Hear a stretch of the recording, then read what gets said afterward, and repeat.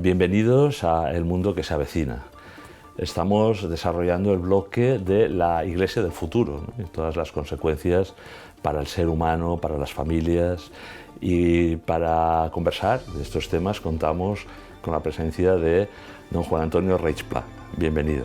Gracias. Él es obispo de Alcalá de Henares y además, bueno, estoy muy contento de abrir este capítulo del bloque, ¿no? Que lo queremos dedicar a las ideologías disolventes de la naturaleza humana, porque tengo una anécdota, no recuerdo el año, ¿no? Pero sí que debía ser el 2014 tal vez, ¿no? Cuando yo un poco empecé con los temas del transhumanismo, ¿no? Que por tanto es una de las ideologías disolventes de la naturaleza humana que vamos a ir conversando, pues me invitaron a la Universidad de Comillas, ¿no? A un seminario sobre antropología. Y bueno, yo iba con mi discursito, ¿no? Del tema, pues que me parecía que el transhumanismo, pues precisamente, pues teníamos que estar muy atentos. Era una ideología nueva para nosotros, al menos aquí en España. Se trataba en círculos pues, más específicos, en las cátedras de filosofía o antropología, pero no se estaba ampliando el debate, ¿no? El hecho es que aquel seminario, pues básicamente eran filósofos, antropólogos, ¿no? Y yo iba a hablar del transhumanismo y en el programa salía, pues bueno, que don Juan Antonio Reig Pla iba a desarrollar el tema de la ideología de género, ¿no? Creo que me tocó a mí primero, entonces tuve pues un poco nervioso porque claro, entró don Juan Antonio, ¿no? Se puso en primera fila y nos íbamos cruzando miradas, ¿no? Porque claro, él le tocaba después desarrollar la ponencia de la ideología de género, ¿no? Y fue muy bonito, ¿no? Porque yo expliqué lo mío y enseguida, no sé si por improvisación, pero como primer obispo, yo diría que casi fue el primer obispo en España que captó rápidamente, ¿no? Que la ideología del transhumanismo es como la segunda fase, ¿no?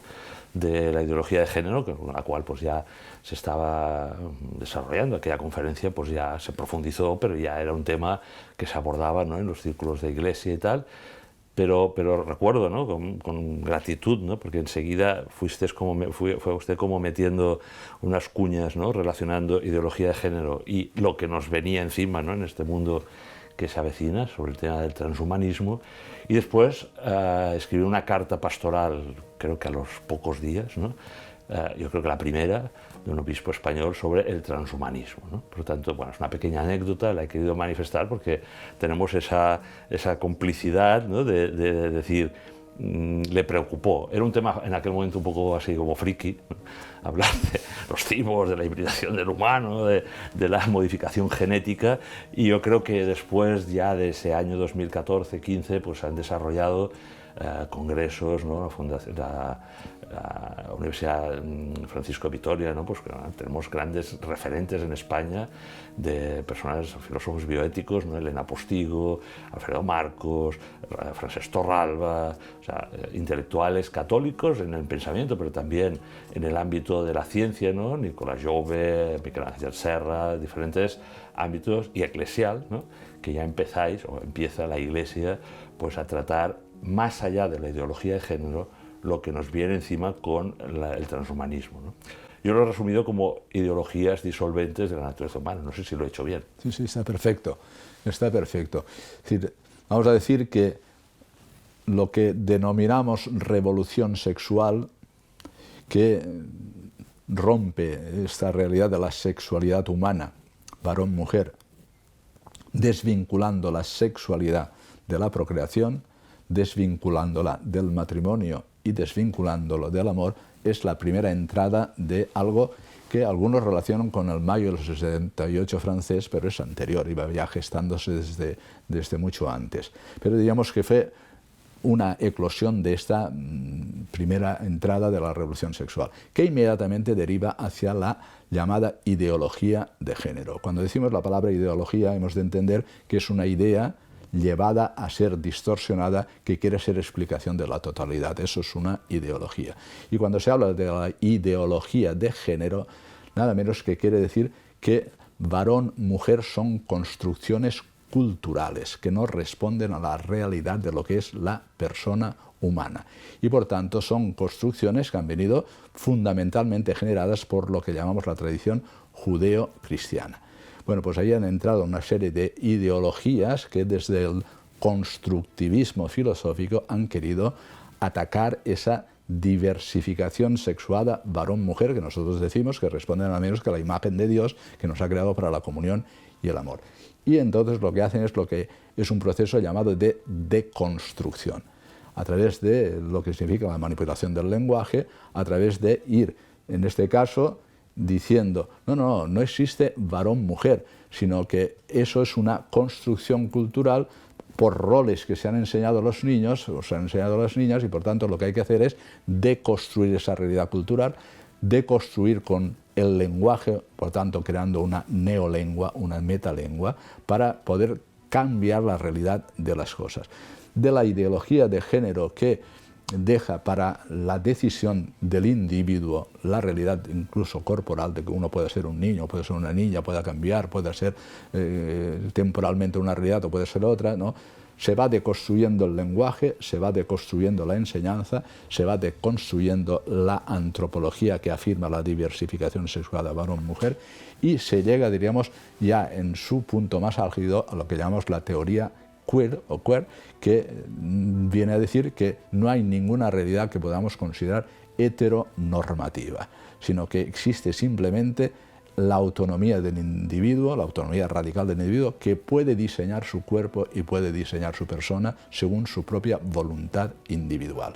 Bueno, esto, diríamos, entra dentro de todo un proceso complejo de lo que es la deconstrucción de lo humano, que tiene raíces marxistas, tiene raíces freudianas y tiene a la vez también una realidad que se ha unido en lo que, diríamos, es el liberalismo extremo, que considera también la realidad del individuo, y que han hecho, diríamos, como una amalgama de deconstrucción de lo humano, para llegar a una sociedad nihilista, a que el tecno-nihilismo, es decir, pueda conseguir hacer consumo de todo, incluido el cuerpo humano. Bueno, en la base de todo ello, más allá de lo que es la dialéctica de los sexos de raíz marxista y más allá de lo que es el individualismo propiciado por las ideologías individualistas liberales, está, digamos, el gran dogma del evolucionismo, que no de la teoría de la evolución, sino del evolucionismo, que es el gran dogma. Hemos quitado a Dios creador, que con su sabiduría ordena lo que es la persona humana diversificada como hombre y mujer, y hemos entronizado el evolucionismo de tal manera que las llamadas ir más allá de lo que es la propia naturaleza humana, son llamadas a adelantar lo que es el proceso evolutivo, ¿no? Es decir, se empieza con la palabra mejoramiento, y hoy ahora mismo ya estamos viviendo, diríamos, dentro de un mundo donde el mejoramiento humano, pues ya cada vez con la inteligencia artificial, con todos los procesos de la tecnología, cada vez el cuerpo humano está siendo, diríamos, más invadido por toda esta realidad, que pueden tener una dimensión buena, sí, porque todo lo que tenga la idea de terapéutico, de curar, todo lo que sea mejorar la propia condición de todo lo que es la realidad básica de la persona en su cuerpo, pues forma parte de algo que es lícito y es ordenado. Pero donde se quiere llegar es, diríamos, bueno, si la evolucionismo en este caso, porque el evolucionismo ha llegado hasta aquí, nosotros con la tecnología lo podemos hacer avanzar y lo podemos llevar a una realidad, incluso algunos diríamos ya soberbiamente,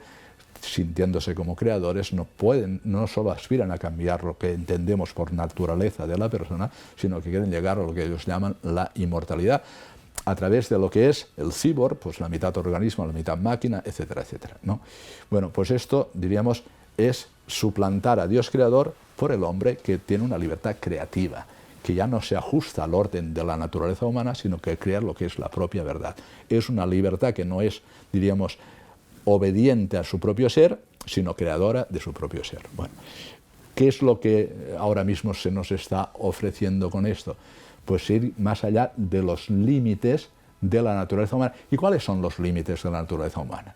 Pues son lo que Dios ha creado, que lo hemos visto en su perfección en el verdadero hombre que es Jesucristo.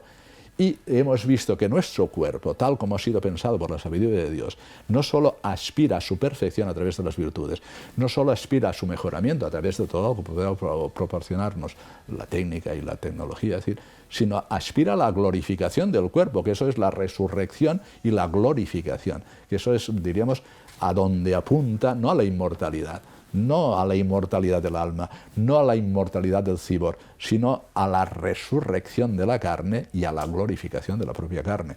Por tanto, estamos en un momento verdaderamente muy serio donde, diríamos, grandes sumas del gran dinero están propiciando a través de universidades todo aquello que se vende siempre como, diríamos, humanity plus, ¿no? Es decir, vamos a hacer que la realidad humana alcance un grado más en su evolución, ¿no? Pero es la gran tentación siempre de considerarnos creadores y de estar suplantando a Dios creador y a Dios redentor, que capacita lo que las heridas del pecado han proporcionado a nosotros, una redención del corazón que nos lleva a vivir en la virtud y en el orden. ¿No cree don Juan Antonio que, bueno, por un lado, ya lo ha señalado, ¿no? Hay esa entronización de la ley del deseo, o sea, mi deseo es ley, yo me quiero identificar con un género o quiero modificar y con libertad morfológica mi cuerpo, mis capacidades cognitivas, sensoriales, y si la tecnología me lo permite, ¿quién hay para impedírmelo? O sea, ¿dónde están las fronteras? Si ya no hay Dios, pues ya es un poco como esa ética utilitarista instrumental, ¿no? Repito, ¿no? Como de alguna manera guiada por esa ley del deseo. ¿Hay realmente en nuestra cultura autosuficiente, individualista, un dogma que es mi deseo es ley? Soy lo que siento. Soy lo que siento. Me percibo pez. O sea, pues hoy, soy pez. Hoy, además, ya las leyes nuestras autonómicas, que cualquier día empezarán a ser leyes estatales, las leyes autonómicas que hablan de la no discriminación del sexo, del género, etc. Es decir, lo que afirman es eso mismo, es la autonomía radical del individuo que tiene su capacidad de diseñar su realidad corporal según su propio deseo o según su propia capacidad de sentido, de sentimiento, ¿no? Es decir, yo me siento así y quiero ser así, ¿no? Y esto pues no tiene límites, porque eso es la... Y hoy así y mañana así. Porque eso es la libertad individual, porque en el fondo no conocen que el cuerpo tiene una gramática, que es la gramática que ha establecido el orden de la sabiduría creadora de Dios, y que tiene el cuerpo unos significados. ¿Por qué somos diversificados sexualmente como varón y como mujer? Porque tenemos vocación al amor, para la complementariedad sexual, para la donación recíproca y para poder alcanzar la propia realidad del amor del cual somos imagen. Bueno, todo esto forma parte de la revelación y por tanto, pero es razonable. O sea, a veces cuando se ataca a la fe, siempre se le suele decir, no, pero la fe no va más allá del sentimiento religioso, es una superstición. Ahí no tiene ninguna base científica para poder establecer... vamos a ver, el cuerpo tiene significados y eso es razonable y lo podemos experimentar y lo podemos nosotros transmitir, ¿no? No se quiere aceptar este lenguaje, dice, no, eso se ha venido por la revelación judeo-cristiana y por tanto eso no cuenta, porque lo que cuenta es lo que puede hacer la ciencia, lo que puede hacer la técnica, lo que puede hacer la tecnología y por tanto podemos ir mucho más allá de lo que son los límites. Pero los límites, ¿qué son? Cuando hablamos de límite, ¿qué es? Bueno, aquí hay una mesa que sostiene estos dos vasos, ¿no? Pero si uno se mueve en el ámbito de la mesa, de esta mesita pequeñita, está dentro de la realidad donde puede vivir. Si te sales, lo que te sales del límite, ¿a dónde te lleva? Te lleva al abismo. Pues la vida de los 10 mandamientos son el espacio para jugar. La vida de amarás a Dios sobre todas las cosas y al prójimo como a ti mismo es el espacio para jugar. Y el lenguaje de ser varón y ser mujer es el lenguaje para jugar. Porque si tú te sales de ese ámbito de juego, ¿a dónde vas? A una realidad donde empieza la deconstrucción, pero también empieza la destrucción, es decir, la destrucción de uno mismo. Y hoy hemos de ver las realidades que ahora mismo están sucediendo y que va a pasar en lo que nos viene por delante y que va a ocurrir cuando las personas empiecen a protestar porque les engañaron para tener una realidad nueva en su cuerpo. Todo eso está por venir, ¿no? Pero nosotros no somos los hombres que estamos viendo lo que puede venir como decadencia, sino somos los de la propuesta. Nosotros queremos profundizar en la realidad de lo que significa esa vocación al amor que Dios ha hecho posible, porque cuando el relato genesiaco, que es un relato, por ahí se pierde la fe para muchas personas en los institutos de secundaria, porque dicen, esos son cuentos de la Biblia. Dicen, vamos a ver, el lenguaje religioso no es un lenguaje científico, pero transmite verdades religiosas, y aquí que está transmitiendo la verdad de que Dios creó al hombre Y cuando como varón se descubrió en la soledad, eso que llamamos la soledad originaria, le puso delante a una mujer que es de igual dignidad que el hombre, sacado de su costilla, es un lenguaje simbólico, o formado de barro y después le entrega a la mujer. Bueno, ¿qué significa? Que son iguales en su dignidad, que son diversificados sexualmente. ¿Y para qué? Ese es lo primero que uno ve, un hombre o una mujer, para que vivan y recorran en su cuerpo, en la teología del cuerpo, en la unidad cuerpo-espíritu, la entrega de las personas. O sea, el cuerpo es sacramental. El cuerpo no era sacramentalizable solo, sino que es sacramental porque expresa la realidad de la persona. Y la realidad de la persona en la lógica del don, porque si no, no seríamos semejanza de Dios. ¿Para qué somos diversificados como hombre? Para darnos, para recibirnos mutuamente. Eso engendra la realidad del matrimonio. Destruir eso es estar destruyendo las bases de la humanización, ¿no? Y por tanto, el transhumanismo, si es una llamada a ir más allá de los límites de lo que Dios ha previsto y que se den en perfección en Jesucristo, con su resurrección y por tanto con la glorificación del cuerpo, estamos saliéndonos de la mesa de juego. Y por tanto podemos caer en el abismo.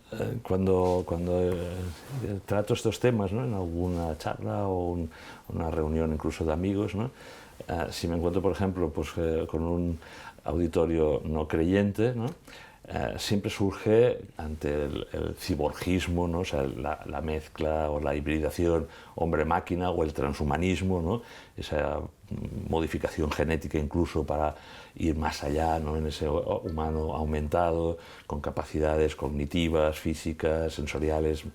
Siempre en ese ámbito más secular, menos creyente, me dice, bueno, ¿y por qué no? ¿Y dónde están los límites? Si no estoy hablando de ámbito creyente, ¿no?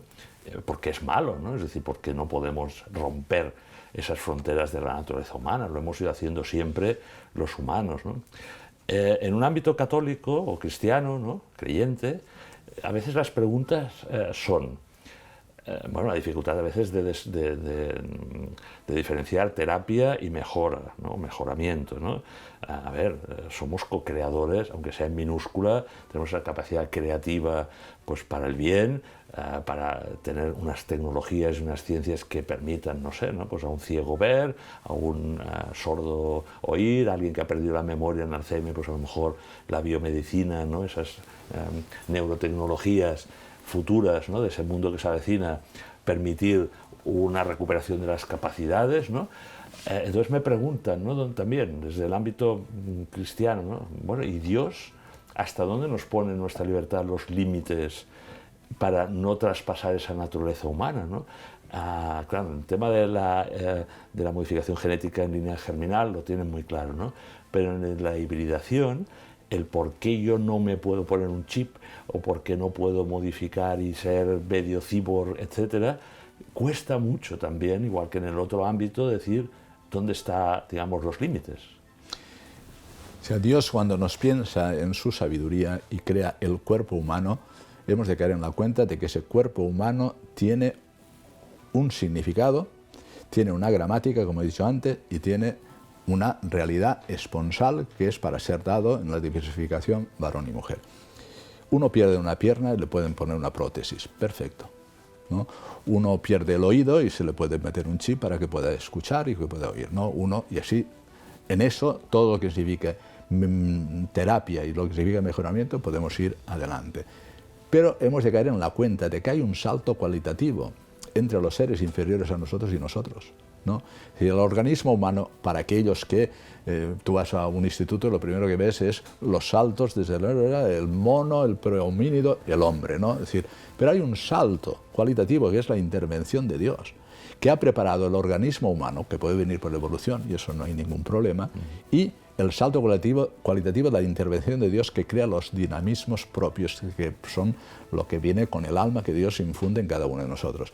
Y esos son la inteligencia, es la memoria, son la voluntad, son los dinamismos espirituales para conocer su orden, para conocer lo que Él ha pensado como creación y qué vocación ha puesto en nosotros. Nos ha hecho inteligentes para continuar la obra de la creación, faltaría más, para perfeccionar aquello mismo. Es decir, pues hay personas que incluso nacen con déficits y nacen con necesidad de que todo lo que nosotros podamos conocer en nuestra inteligencia y por la tecnología sean ayudados. Ahora, si Dios se ha hecho hombre, el principio de la encarnación para nosotros es normativo. ¿Quién es el hombre? Pues tiene que venir a Jesús. ¿Y qué es el que ha expresado la máxima expresión de lo humano? Pues aquel que siendo hombre a la vez es Dios. Y por tanto ese es el prototipo del hombre, ¿no? Cristo revela, como verbo encarnado, revela al hombre el misterio del hombre. Y ahí se ha dado la perfección. ¿Qué es lo que nosotros podemos aspirar? Pero claro, quien no tiene fe piensa, pues bueno, pues está ahí el horizonte de la muerte que acaba con todos nosotros, está la limitación de mis posibilidades que yo tengo que acrecentar. Todo lo que sea dentro del recto orden de lo que Dios ha creado, bienvenido sea.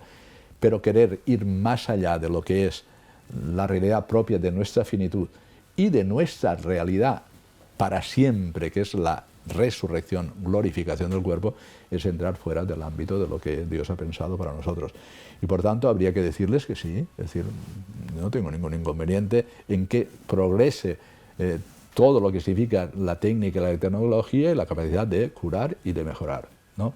Ahora, ¿y por qué no me cambian a mí el cerebro? Perdone usted, no, porque yo soy yo y no habrá nadie que sea yo.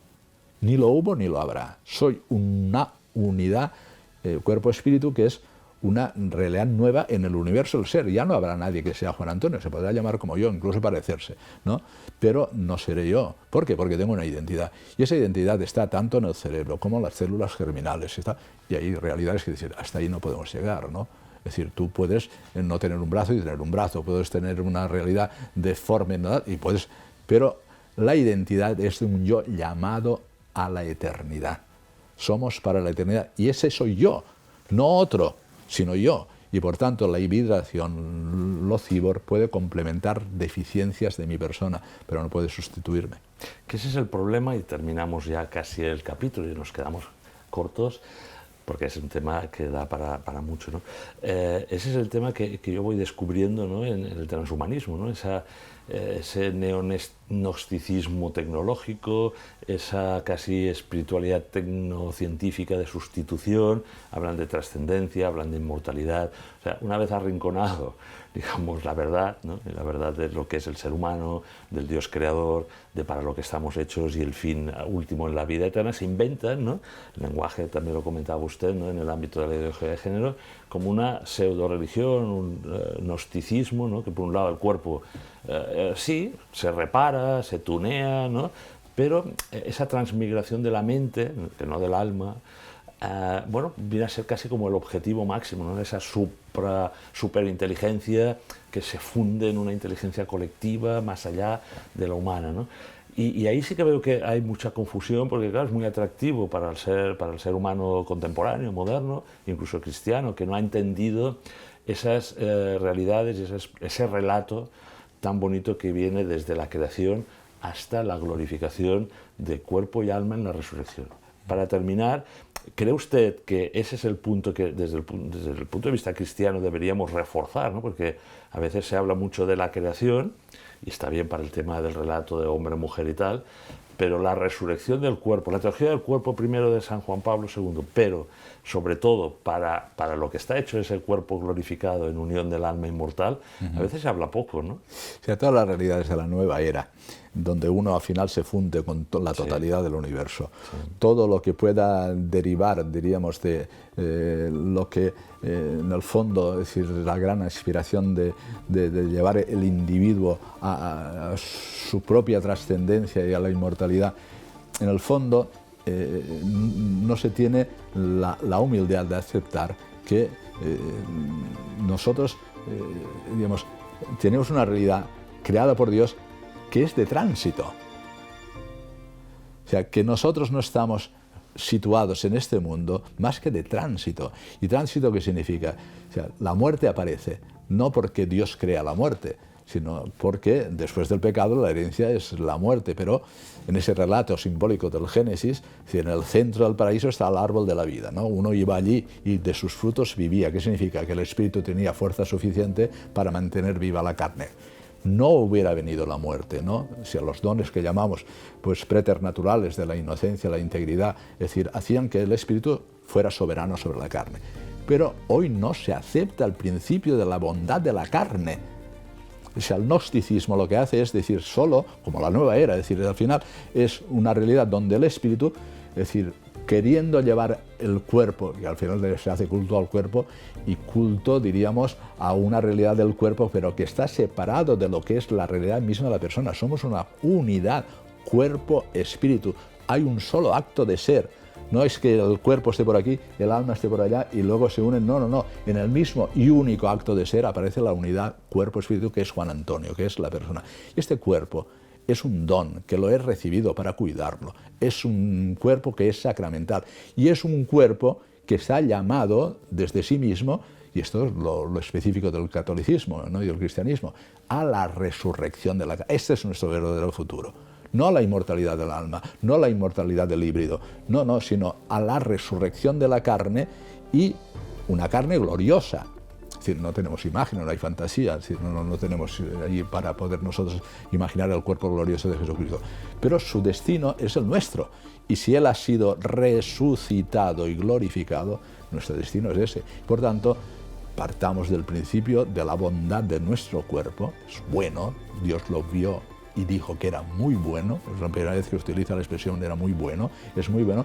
Aceptemos con humildad el don que hemos recibido, podamos cuidarlo y cuidamos todo lo que significa, incluso mejorarlo y estar, diríamos, con todo aquello que necesita como asistencia para su curación, pero no nos salgamos, diríamos, del orden establecido por Dios, que nos llama mucho más de lo que es el transhumanismo o el posthumanismo, es decir, ya queramos llamarlo ya, en una realidad donde, diríamos, lo que conocemos desaparece.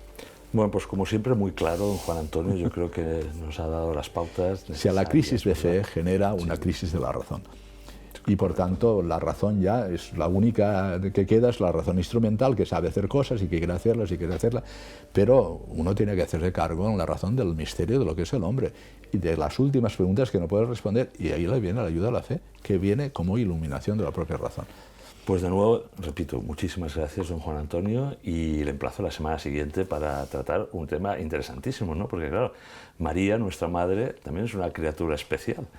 Especialísima. Especialísima, ¿no? Y entonces, pues bueno, vamos a seguir todos estos temas pues de la mano de María en el siguiente capítulo. Muchas gracias. Gracias a ti.